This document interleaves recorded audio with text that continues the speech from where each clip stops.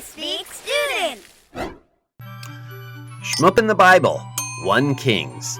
Cecil B. the Shmup here, bringing you another edition of Shmup in the Bible. Today we're talking about 1 Kings. The first book of Kings starts with our old buddy David passing the crown to his son Solomon. Yeah, we've been through a lot with David, but he's getting pretty old. Like, time to take the car keys old. Anyway, one of David's other sons, Adoniah, pulls up on his Superfly mule and decides this is the perfect time to make a power play. Adoniah gathers supporters and they brainstorm nefarious ways to take the throne. They finally settle on holding, a nefarious bake sale. Alright, luckily word gets to David, and even though he needs it loudly repeated a few times, he eventually orders the prophet Nathan to anoint Solomon as king.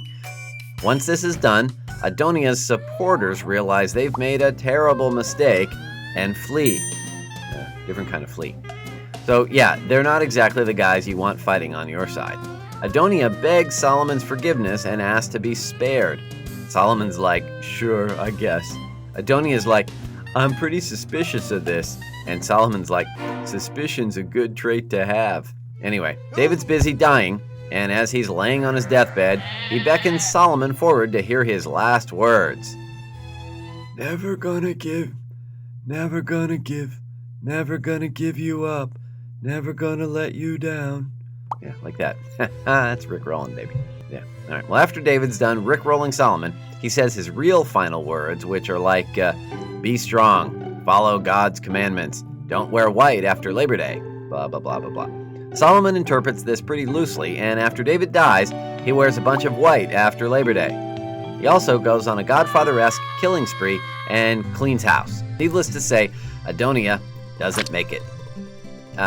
So this is one night, God appears to Solomon in a dream and tells him, ask what I should give you.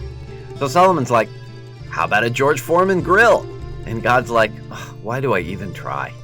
So then Solomon's like, just kidding, and asks God to give him wisdom like no one has ever had before. God thinks that's a much better wish, and he grants it.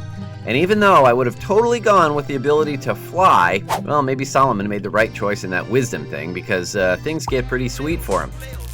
With incredible wisdom comes incredible wealth. Ka-ching. We'll wait for all the professors to stop laughing hysterically now that we've said that. All right, anyway, Solomon is rolling in it. He builds the temple that David wanted to build, but never could because he was too busy fighting battles and cruising rooftops looking for the ladies. All right, well, once the temple's finished, Solomon fills it with bronze, gold, and other shiny stuff that David's collected. We're talking enough bling to last a lifetime or two. To top it all off, he places the Ark of the Covenant inside. All right, well, Solomon's pretty proud, and God's like, yeah, actually, great job. I have nothing more to say on the matter. Solomon's like, I'm pretty suspicious of this. And God's like, suspicion is a good trait to have. And in a shocking twist no one ever could have seen coming, God appears to Solomon one more time and tells him there's a catch. Well, as long as Solomon worships him, everything will be cool. However, if he or his children ever stray out of line, well, it's going to get real bad real fast, as in both the temple and Israel will fall. And Solomon will never get that George Foreman grill. But hey, why worry now? Things keep getting better for Solomon. He's racking up the riches, and the Queen of Sheba even stops by for a visit. But the Bible's not so big on happily ever afters. See, God had instructed Solomon not to marry foreign women, telling him they'd turn him to idolatry. But Solomon is something of a ladies' man. No, seriously, he puts sister wives to shame. The guy has 700 wives and 300 concubines. I don't want to imagine the grief this guy got for leaving the toilet seat up, but that's a separate story. Anyway, in an even bigger plot twist, it turns out God was right. Solomon's wives get him to worship their gods as he gets older, and an even bigger victory, they get him to eventually put the seat down.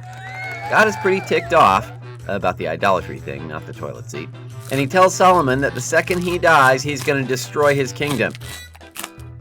Well, after Solomon's death, God gets a Google Calendar alert that's like, remember to destroy Solomon's kingdom.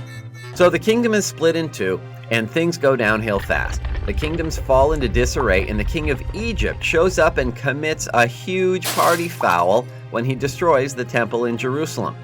A succession of terrible kings leads to the worst of them all, Ahab. Ahab marries a princess named Jezebel and worships Baal. Well, this doesn't sit well with the big guy upstairs. Or it could be the sushi buffet. Either way, God's not feeling great about what's happening. So God sends the prophet Elijah to straighten things out. Elijah confronts Ahab and tells him to meet him at Mount Carmel with 850 priests of Baal. But Elijah likes to fly solo, so he shows up alone. Elijah's like, hey, here's the deal, man. We're both going to set up an altar with an ox on it, okay? Then all of y'all are going to go ask Baal to light it on fire.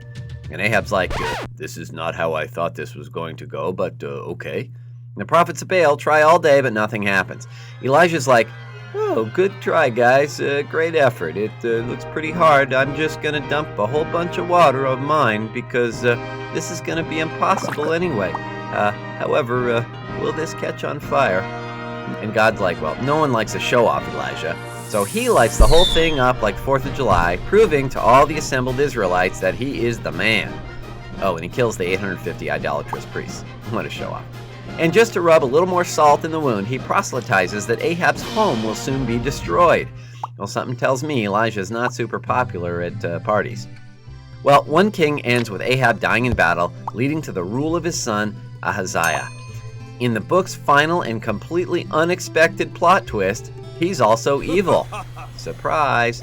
Will the Israelites get it together? Will there be more kings? Will God go back to that sushi buffet?